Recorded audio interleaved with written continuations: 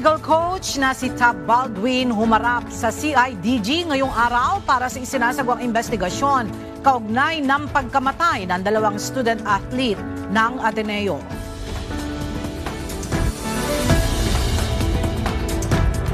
Senator Alan Peter Cayetano naniniwalang pang-iintriga ang ibinatong issue laban sa kanya ni Senator Panfilo Lacson hinggil sa umano'y nasayang na pondo sa ilalim ng kanyang liderato.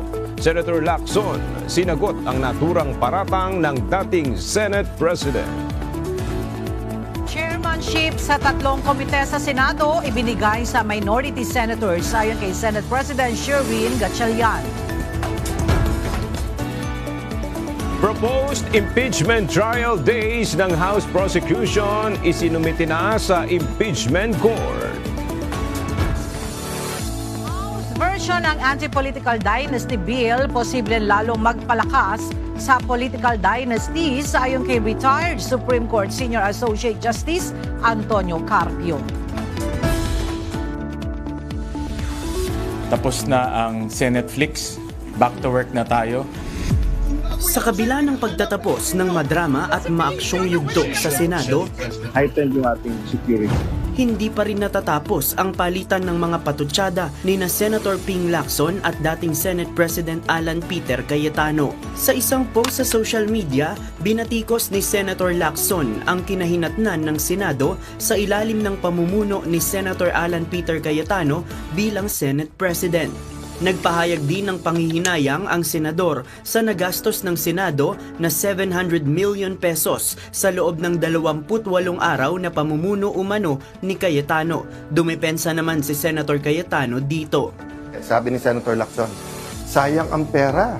Nung si Alan Cayetano ang Senate President, 700 million ang nagastos. Sabi ko, saan kaya galing yun? Multiply muna, multiply mo ang 25 million na sinabi ni Senator Win na gastos ng Senate a day, i-multiply mo yon sa 28 days and baliktarin mo naman, division. 700 divided by 28 days is 25 million. Yun din naman ang ginawa ni Senator Win. Tinignan niya lang yung budget ng Senado, tapos dinivide niya, nakuha yung 25 million a day. Kinumpute namin ang budget ng Senado per day is about 24 million, no? Almost 25 million, no? Just to operate the Senate. The Senate is a big institution. We have 2,000 people, may isang building tayo. Itinakda naman ng impeachment court sa June 22 ang pagsusumite ng prosecution at defense panels ng kanilang komento sa isinagawang stipulation process. Sa June 25 naman, maglalabas ng resolusyon. Kaugnay nito ang impeachment court. Wala umanong katotohanan ang mga kumakalat na pahayag na hindi nakapaghanda para sa unang araw ng pre-trial conference ang mga abogado ni Vice President Sara Duterte. Attorney Michael Poa, spokesperson ng defense team, batid nila na may mga ganitong impormasyong kumakalat sa social media. Ngunit iginiit nito na matagal na nilang pinaghahandaan ang impeachment proceedings bago pa makatungtong sa pre-trial. The defense takes exception to that, no? Because definitely dumating kami dito ng handa.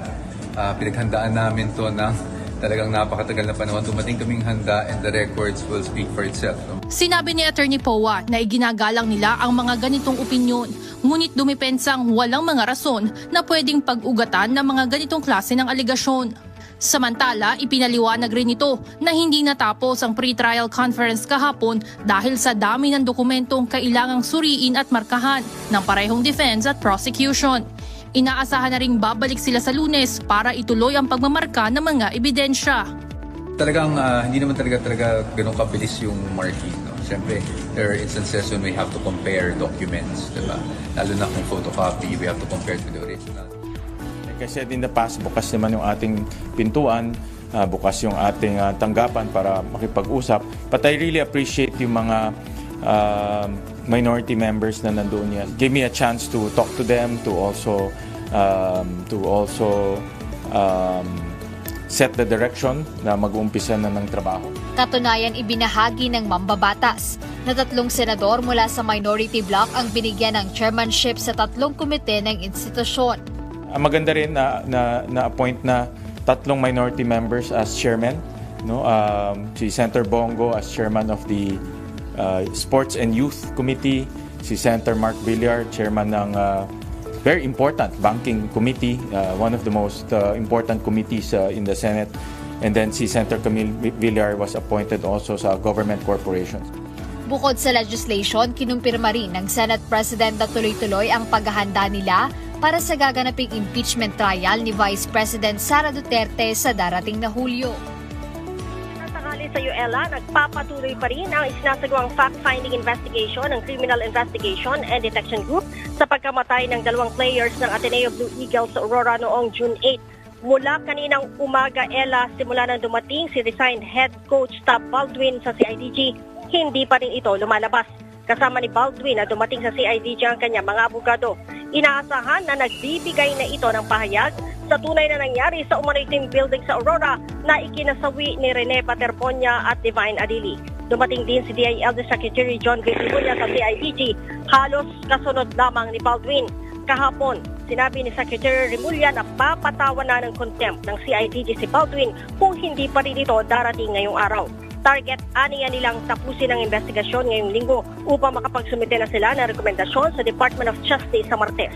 Ang PNP sinabi kahapon na nasa 80% na ang natatapos nila sa isinasagawang investigasyon, kung saan halos lahat ng players ay nakapagbigay na ng pahayag. Hindi naman isinasantabi Ella ng PNP ang posibilidad ng hazing sa nangyaring trahedya sa Aurora. Tuloy pa rin ho ang ating pagbantay kung lalala ito. But kung hindi na ho at may 2 months ho, 60 days na sinasabi na compliance period yung US and Iran dun sa mga conditions ng kanilang agreement, pag na-sustain ho yun, mukhang magtutuloy-tuloy na ho tayo na muling maibabalik natin yung level ng price at level ng supply before the crisis. Ginunita ngayong araw ang ika-165 kaarawan ng tinaguriang pambansang bayani na si Dr. Jose Rizal. Itinaas ang bandila ng Pilipinas at nagsagawa ng wreath laying sa kanyang bantayog sa Luneta Park sa Maynila kaninang umaga. Pinangunahan ni Manila City Mayor Isko Moreno Domagoso ang isinagawang programa. Kadapan Jr. Nanawagan si Transportation Secretary Banoy Lopez sa mga miyembro ng Association of Southeast Asian Nation o ASEAN sa patuloy na pakikipagtulungan sa Pilipinas para sa mga railway project ng bansa. Kasabay ito ng pagbubukas ng ASEAN Railway Conference kahapon kung saan host ang Pilipinas ngayong taon. Layo ng pagpupulong na ito ng ASEAN members na mapalakas ang kooperasyon ng mga bansa sa pagtatakda ng mga pamantayan sa kaligtasan at operasyon ng mga railway system.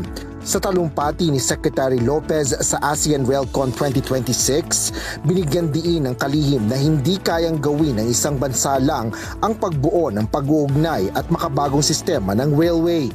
Kaya mahalagaan niya ang pagbabahagi ng ASEAN upang maisulong ang mga integrated at interoperable rail system sa Pilipinas. We reaffirm today that rail is more than infrastructure. It is connectivity, opportunity, and inclusion in motion. And we recognize that no country can build this future alone.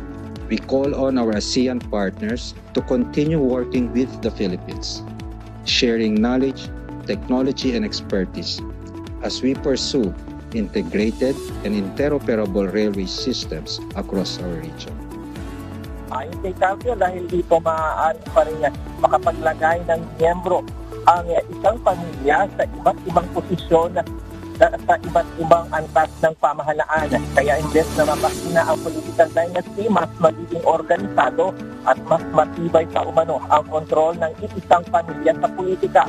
Ikinokonekta rin ang political dynasty sa umano'y korupsyon sa mga proyekto ng gobyerno. Malugod na tinanggap ni Finance Secretary Frederick D. Go ang delegasyon na International Monetary Fund o IMF na pinamumunuan ni Mission Chief Andrea Pescatori. Inilahad ng IMF team ang agenda ng kanilang pagbisita na sumasaklaw sa pagtugon ng Pilipinas sa padaigdigang sitwasyon sa enerhiya at ang medium-term economic outlook ng bansa. Kasama rin sa agenda ang mga regional priorities sa ilalim ng ASEAN at mga larangan para sa teknikal na kooperasyon.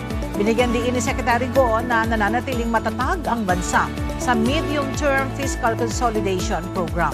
Kasabay nito patuloy anya ang pagtutok ng pamahalaan sa pagpapalakas ng revenue collection kabilang mas malawak na hakbang tungo sa digitalization upang mas maging mahusay ang tax administration.